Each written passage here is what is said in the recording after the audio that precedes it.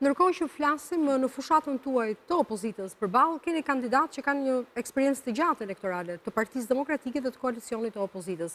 Është disavantazh ky për listën e Partisë Socialiste në kuptimin politik mbas edhe elektoral, meqense përballë disa burrave me figura të plota politike në Partinë Demokratike ndodhen zonja, të cilat mbase nuk e kanë peshën elektorale që tradicionalisht jemi mësuar të shohim në garat elektorale?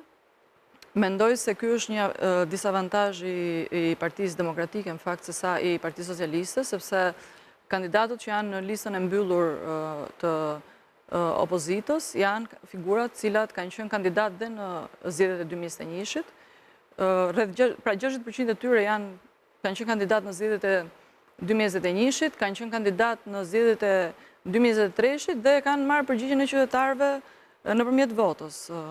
Kështu që në qoftë se ne do të kishim figura të reja aty, të cilat do të sjellin një frym të re, atëherë sigurisht që do të kishim një kuriozitet edhe pikpyetje edhe për t'i parë më nga afër, por figurat të cilat ndodhen në këtë listë janë ata që janë konsumuar edhe retorikën e tyre politike. E kuptoj. Ndërkohë, në rezultatin, po të krahasoj rezultatin e vitit 2021 me vitin 2025 që e presim, ka një indikator të rëndësishëm. Megjithëse sistemet kanë ndryshuar, në 2021 llogaritej hersi për mandatet e deputetëve, sot nuk e kemi më. Këtë herës, kandidatët që janë në listë të hapur duhet të mbledhin sa më shumë vota.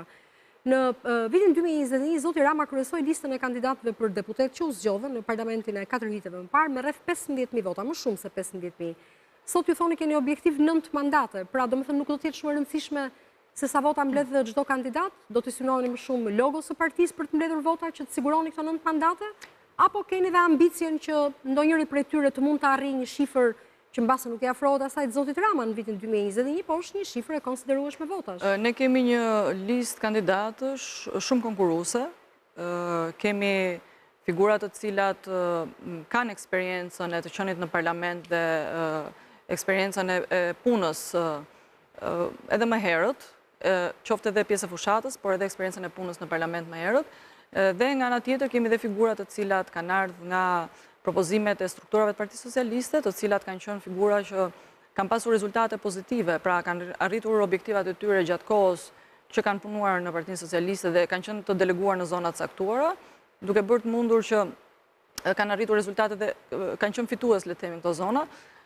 Kemi figura të cilat vijnë nga platforma deputeti që duam, që për hir të vërtetës pati një prurje shumë të mirë për gjitha qarqet, por edhe për qarkun e Durrësit, dhe nga aty kemi një burrë dhe një grua të cilat janë bërë pjesë e listës, por kemi zgjedhur dhe profesionistë të lirë, individ të cilët vijnë nga bota e sipërmarrjes dhe e biznesit, për ta bërë sa më të larmishme listën tonë dhe për të pasur një ofertë shumë të gjerë përballë qytetarëve të Durrësit. Sigurisht që ne synojmë mandatin e 9 dhe mandati 9 kërkon që ne të kemi rritje të numrit të votave në diferencë nga viti 2021. Se këtë dua të di, jam shumë kurioze të di sa i duhen në Partisë Socialiste në shportën e saj të plot, të themi, llogarive të saj. Ne kemi bërë kalkulimet tona të brendshme, duhen rreth 18.000 vota nga viti 2021 plus nga viti 2021, të cilët sigurisht që do t'i kemi nga votuesit që ndodhen në Shqipëri,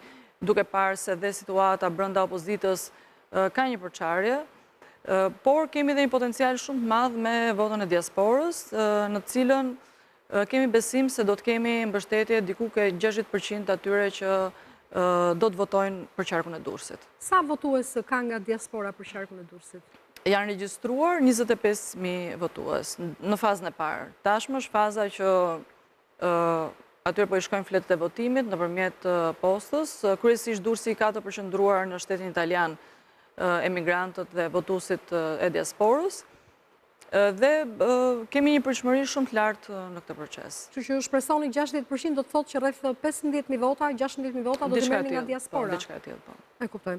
Në rast se sigurisht që vullneti i tyre do të jetë për të votuar 100%.